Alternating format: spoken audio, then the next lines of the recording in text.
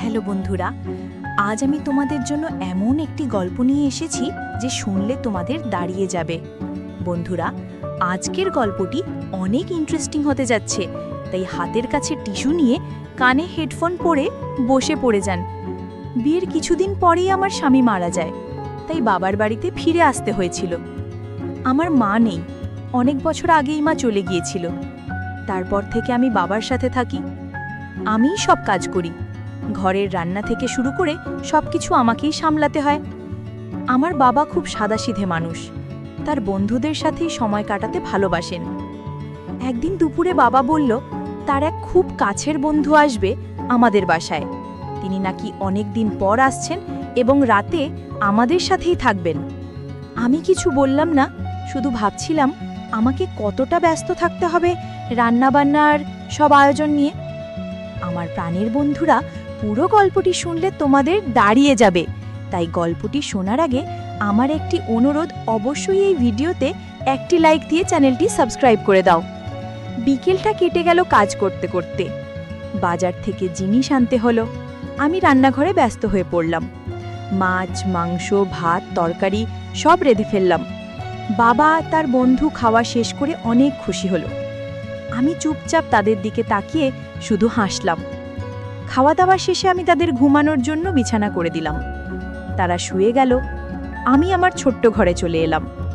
সারাদিনের ক্লান্তি শরীরে ছিল।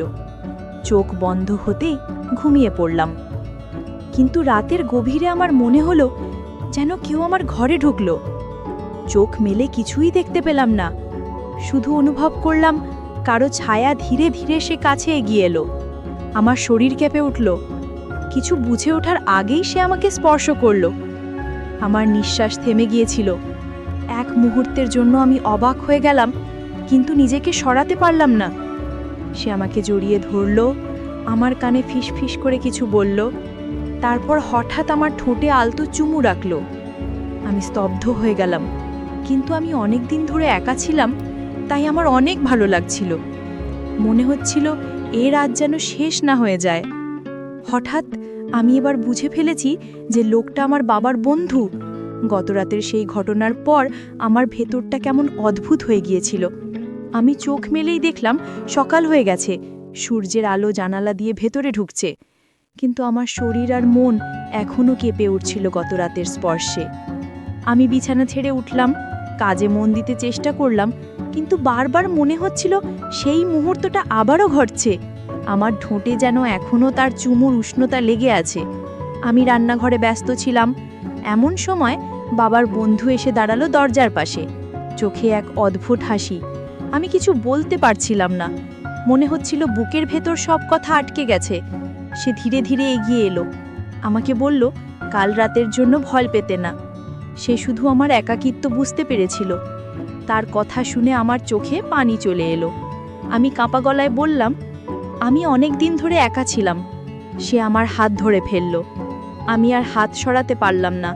তার চোখের দিকে তাকিয়ে থাকতেই বুকটা কেমন উষ্ণ হয়ে উঠল। আমার মনে হচ্ছিল এতদিন ধরে আমি যার খোঁজ করছিলাম সে যেন এই মানুষটাই। সেদিন দুপুরে আমি যখন একা ছিলাম, তখন হঠাৎ সে আবার এসে দাঁড়ালো। চারপাশে কেউ ছিল না। সে আলতো করে আমার চুলে হাত বুলিয়ে দিল। আমি চোখ বন্ধ করতেই তার বাহুর মধ্যে হারিয়ে গেলাম। মনে হচ্ছিল যেন পৃথিবীর সব কষ্ট দূর হয়ে গেছে। আমরা চুপচাপ দাঁড়িয়েছিলাম, কথা ছিল না, তবু হৃদয়ের ভেতর দিয়ে কথা চলছিল।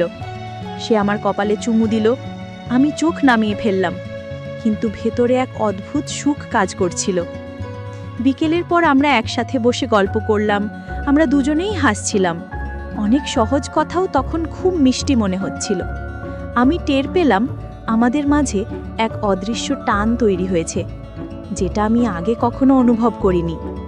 রাত হলে সবাই ঘুমিয়ে পড়ল, কিন্তু আমার চোখে ঘুম আসছিল না। আমি বিছানায় শুয়ে শুধু ভাবছিলাম, সে কি আবার আসবে আমার কাছে, নাকি কাল রাতটাই ছিল একবারের মতো। হঠাৎ দরজা হালকা শব্দ করে খুলল। আমি চমকে তাকালাম। সে দাঁড়িয়ে আছে দরজায়। আমার চোখে চোখ রাখতেই সব প্রশ্নের উত্তর পাওয়া গেল। সে ধীরে ধীরে আমার কাছে এলো, আমার হাত ধরল। আমি নিজেকে সরাতে পারলাম না। তারপর সে আমাকে জড়িয়ে ধরল। আমি যেন আবার বেঁচে উঠলাম। আমি বুঝতে পারলাম এটা শুধু কোনো মুহূর্ত নয়, এটা আমাদের নতুন সম্পর্কের শুরু, যেখানে থাকবে বন্ধুত্ব, ভালোবাসা আর অনেক মিষ্টি অনুভূতি। এভাবেই আমাদের দ্বিতীয় রাত শুরু হলো। আমার মনে হচ্ছিল আমি আবার নতুন জীবন খুঁজে পাচ্ছি, একাকিত্ব ভেঙে আবার আলো ফিরে আসছে। দ্বিতীয় রাতের সেই ঘটনার পর সকালে ঘুম ভাঙতেই আমার মনটা কেমন আলো ঝলমল লাগছিল। আমার মনে হচ্ছিল আমি যেন নতুন কেউ হয়ে গেছি। বিয়ের পর যে ভালোবাসা আর স্নেহ আমি হারিয়েছিলাম সেটা আবার ফিরে এসেছে। আমি রান্নাঘরে নেমেই খেয়াল করলাম বাবার বন্ধু আমাকে দেখছে, চোখে তার অদ্ভুত মমতা আর হাসি। আমি চুপচাপ কাজ করছিলাম, কিন্তু মনটা কাঁপছিল, কারণ আমি জানতাম আজ আবার কিছু নতুন হতে পারে। খাওয়া দাওয়া শেষে বাবা আর উনি গল্পে মশগুল হয়ে গেলেন। আমি এক কোণে বসে শুধু তাদের কথা শুনছিলাম, কিন্তু তার চোখ বারবার আমার দিকে চলে আসছিল। আমি চোখ নামিয়ে নিচ্ছিলাম, কিন্তু ভেতরে ভেতরে আমি খুশি হচ্ছিলাম। বিকেলের পর আমরা একসাথে বসে গল্প করলাম। আমরা দুজনেই হাসছিলাম, অনেক সহজ কথাও তখন খুব মিষ্টি মনে হচ্ছিল। আমি টের পেলাম আমাদের মাঝে এক অদৃশ্য টান তৈরি হয়েছে, যেটা আমি আগে কখনো অনুভব করিনি। রাত হলে সবাই ঘুমিয়ে পড়ল, কিন্তু আমার চোখে ঘুম আসছিল না। আমি বিছানায় শুয়ে শুধু ভাবছিলাম, সে কি আবার আসবে আমার কাছে, নাকি কাল রাতটাই ছিল একবারের মতো। হঠাৎ দরজা হালকা শব্দ করে খুলল। আমি চমকে তাকালাম। সে দাঁড়িয়ে আছে দরজায়। আমার চোখে চোখ রাখতেই সব প্রশ্নের উত্তর পাওয়া গেল। সে ধীরে ধীরে আমার কাছে এলো, আমার হাত ধরল। আমি নিজেকে সরাতে পারলাম না। তারপর সে আমাকে জড়িয়ে ধরল। আমি যেন আবার বেঁচে উঠলাম। আমি বুঝতে পারলাম এটা শুধু কোনো মুহূর্ত নয়, এটা আমাদের নতুন সম্পর্কের শুরু, যেখানে থাকবে বন্ধুত্ব, ভালোবাসা আর অনেক মিষ্টি অনুভূতি। এভাবেই আমাদের দ্বিতীয় রাত শুরু হলো। আমার মনে হচ্ছিল আমি আবার নতুন জীবন খুঁজে পাচ্ছি, একাকিত্ব ভেঙে আবার আলো ফিরে আসছে।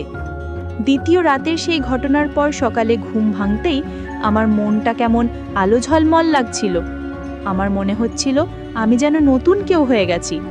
বিয়ের পর যে ভালোবাসা আর স্নেহ আমি হারিয়েছিলাম সেটা আবার ফিরে এসেছে। আমি রান্নাঘরে নেমেই খেয়াল করলাম বাবার বন্ধু আমাকে দেখছে, চোখে তার অদ্ভুত মমতা আর হাসি।